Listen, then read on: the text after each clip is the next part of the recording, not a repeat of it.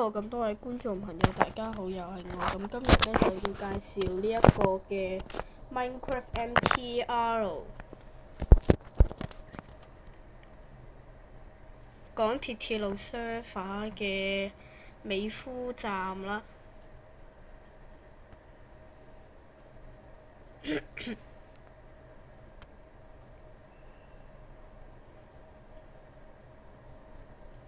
咁呢，就之前呢，就整咗一個文章呢，話呢，我喺荔景站呢，整咗一個嘅，等先我攞翻班劍出嚟先。之前呢，就我就喺荔景站嗰度整咗一個嘅電梯啦。咁就唔知大家有冇留意到我嘅嗰個文章啦。咁我而家飛返去先，因為我之前喺荃灣站整咗啲嘢，咁所以我而家飛返過去先。有啲遠㗎，喺葵芳，咁差唔多到㗎啦，又唔係話好遠。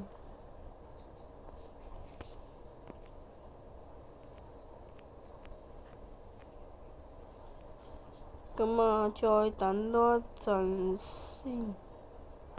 咁呢個建築物唔使理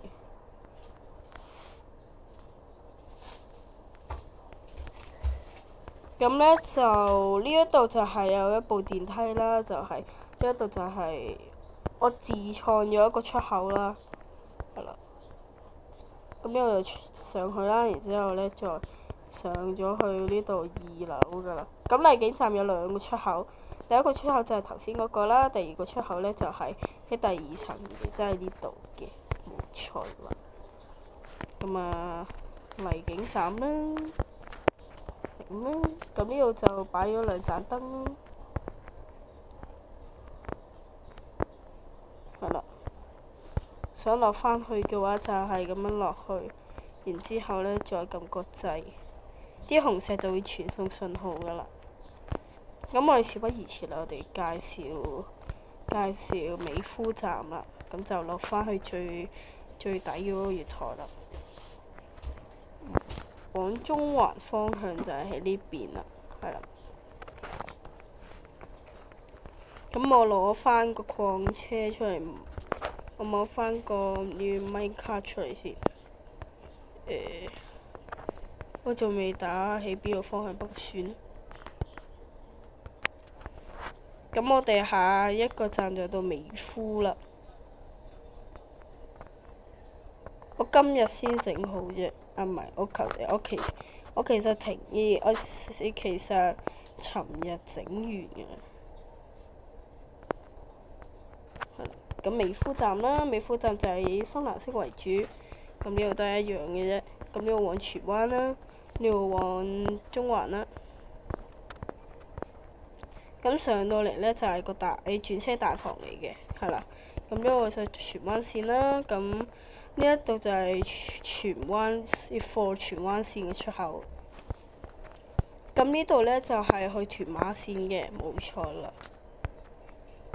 咁呢度呢，就分咗付費區同埋非付費區啦。點解我要分付費區同埋非付費區呢？係因為呢啲人呢，要直接呢走過去呢，又好遠啦，係啦。因為呢嗰個連接通道呢係遠成咁嘅。咁所以呢啲人呢，就可以我假設由荃灣線過去啦，然之後就經過呢一個嘅轉乘通道。係現實呢都係我冇整扶手電梯啦，係啦。咁呢度啦就係，咁呢現實呢就係過到嚟呢度差唔多呢度嘅話呢，呢度呢就會有一個轉彎位嘅，係轉咗嘅。係啦，非付費區就係咁樣啦。之後呢就會向右，然之後右邊你嘅右手邊就會有一個貨屯馬線嘅出口。咁屯馬線係淺藍色嘅。咁荃灣市先至係深藍色嘅。咁有屯馬線啦，咁落到去我自己整咗㗎啦，我預先。咁要拆咗佢先。咁呢度就係淺藍色啦。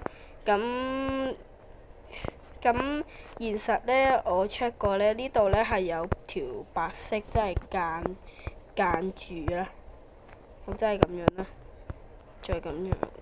咁對面都係一樣嘅啫，都係咁嘅。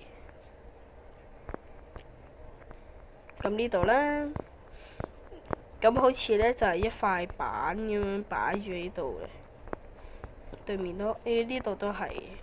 咁呢一度呢，你哋可能問呢點解呢一度呢多咗一條路軌呢？係因為呢一條呢係去有啲力啊個 server， 唔知係咪我起太多嘢。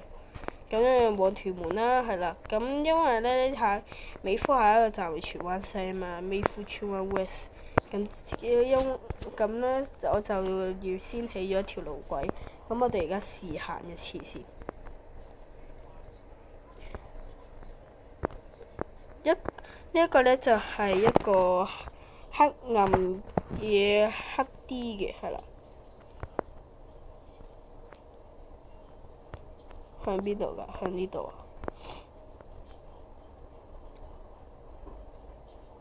咁呢，就差唔多去到荔景嗰邊㗎啦。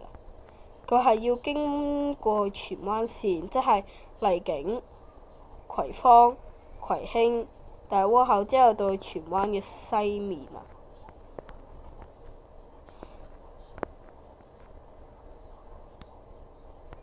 咁呢個路程呢，都係比較遠嘅啦。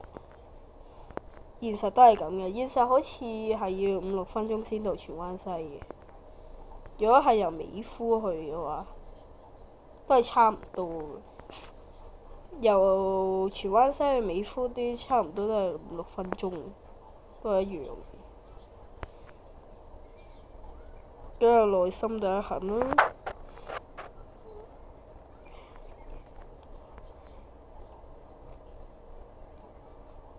我計過1分鐘至2分鐘應該到㗎啦。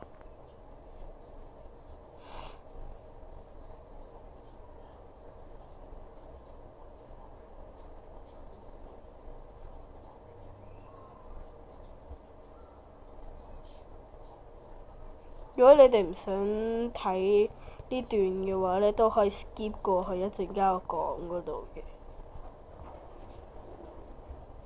咁我 stop 一陣先嚇。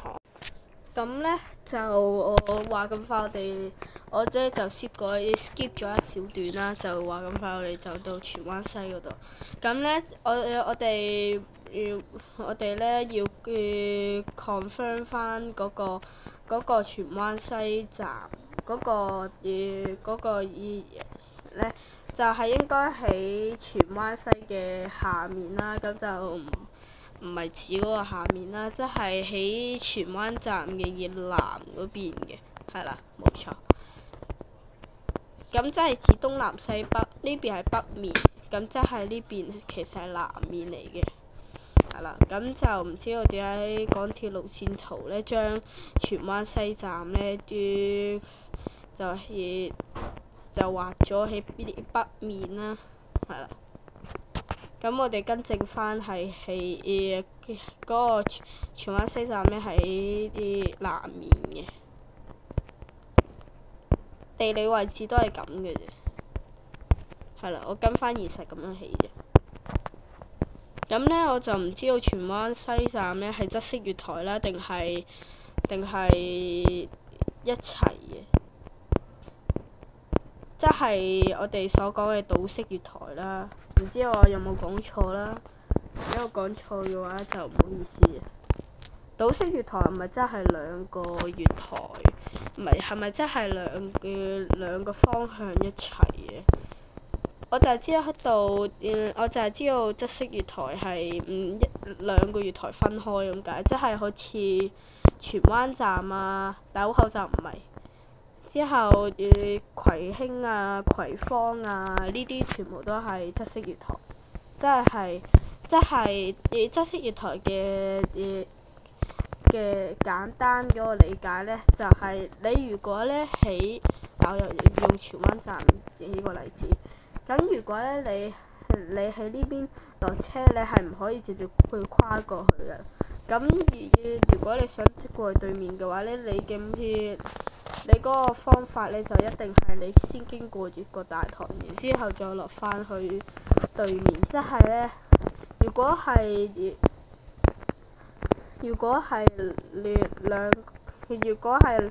兩個方向嗰個呢係同一個月台嘅話呢，嗰個路軌就應該喺呢邊嘅，係啦，個路軌應該呢邊。咁中間呢，就應該係月台嚟嘅，咁就可以方便啲轉車啦，係咯。咁就大家明唔明我講啲乜嘢啦？好啦，咁呢度有一條橋啦，係啦，之前介紹過，都係解隧道嚟嘅。咁呢個我標記翻喺荃灣西站嘅，費事咧我自己咧唔知乜嘢咧又拆過去。係啦，呢度荃灣西站。